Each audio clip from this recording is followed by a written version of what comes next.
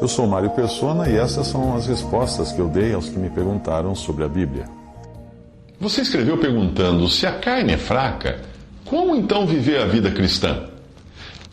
É comum nós usarmos a frase "a carne é fraca", porém para justificar as nossas quedas, geralmente aquelas de âmbito sexual ou de questões morais. Mas vamos dar uma olhadinha no contexto em que foi dita essa expressão. E levando consigo Pedro e os 2 filhos de Zebedeu, começou a entristecer-se e a angustiar-se muito. Então lhes disse: a minha alma está cheia de tristeza até a morte. Ficai aqui e velai comigo. E indo um pouco mais para adiante, prostrou-se sobre o seu rosto, orando e dizendo: meu Pai, se é possível, passe de mim este cálice. Todavia não seja como eu quero, mas como tu queres. E voltando-se para os seus discípulos, achou-os adormecidos. E disse a Pedro: então nem uma hora pudesse velar comigo? Vigiai e orai, para que não entreis em tentação, em provação. Na verdade, o espírito está pronto, mas a carne é fraca. Isso está em Mateus 23, de 37 a 41. Existe uma diferença enorme entre o episódio onde o Senhor Jesus fez o comentário, ou usou a expressão "a carne é fraca", para os seus discípulos, e a realidade vivida hoje por um verdadeiro salvo por Cristo. Primeiro, o contexto não era de estarem os discípulos sujeitos a alguma tentação da carne, sedutora demais para eles resistirem.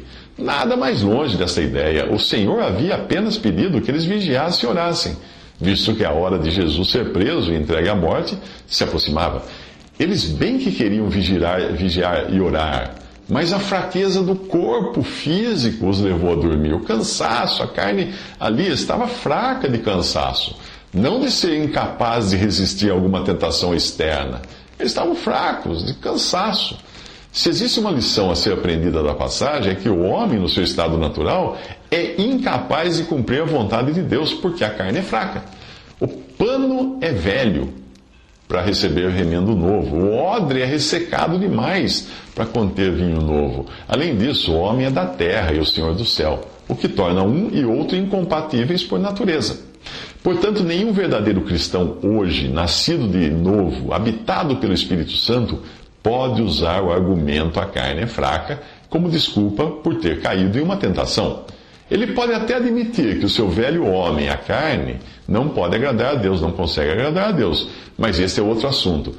Veja a condição dos discípulos do Senhor antes da cruz. A carne ainda não havia sido completamente exposta e julgada, porque isso aconteceu na cruz, quando Deus colocou um fim no homem, no seu estado natural.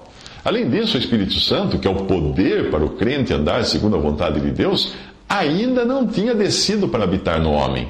Os discípulos do Senhor, sem dúvida, eram nascidos de novo, isto é, tinham em si a vida divina, sem a qual nem sequer poderiam estar interessados nas coisas do céu, exceto Judas, que tinha sua própria agenda. Mas a nova vida nada pode fazer um corpo de carne fraca por natureza, e sem o Espírito Santo habitando nele. É só pelo Espírito Santo que o homem está capacitado, no sentido de energizado com poder, para agir segundo a vontade de Deus. No Antigo Testamento e em ocasiões especiais nos Evangelhos, o Espírito Santo energizou, por assim dizer, os servos de Deus. Mas depois de Pentecostes, em Atos 2, o Espírito Santo de Deus passou a habitar em cada crente individualmente. Mas se os discípulos não tinham esse poder naquele momento, por que o Senhor ordenou que orassem para não caírem em tentação? O que ele exigia deles era dependência e não confiança naquilo que eram ou tinham, isto é, no velho homem. Pedro era um que sempre confiava em sua própria capacidade, e nós vimos no que deu. Depender de Deus era o que eles precisavam. E isso não mudou, apesar de hoje nós sermos muito mais privilegiados como crentes em Cristo, por estarmos também capacitados pelo poder do Espírito Santo de Deus habitando em nós. Veja que não é na força que o crente vence as tentações, mas na fraqueza. Em 2 Coríntios 12, de 9 a 10, está escrito: e disse-me, Paulo está escrevendo, e disse-me, a minha graça te basta, porque o meu poder, o poder de Cristo, se aperfeiçoa na fraqueza. De boa vontade, pois, me gloriarei nas minhas fraquezas, para que em mim habite o poder de Cristo. Por isso eu sinto prazer nas fraquezas, nas injúrias, nas necessidades, nas perseguições, nas angústias, por amor de Cristo, porque quando estou fraco, então sou forte. As pessoas costumam dizer: a carne é fraca, por isso eu não consigo resistir. Mas Paulo teria dito: que bom que a carne é fraca, assim eu não preciso me apoiar nela para resistir, mas em Cristo Jesus.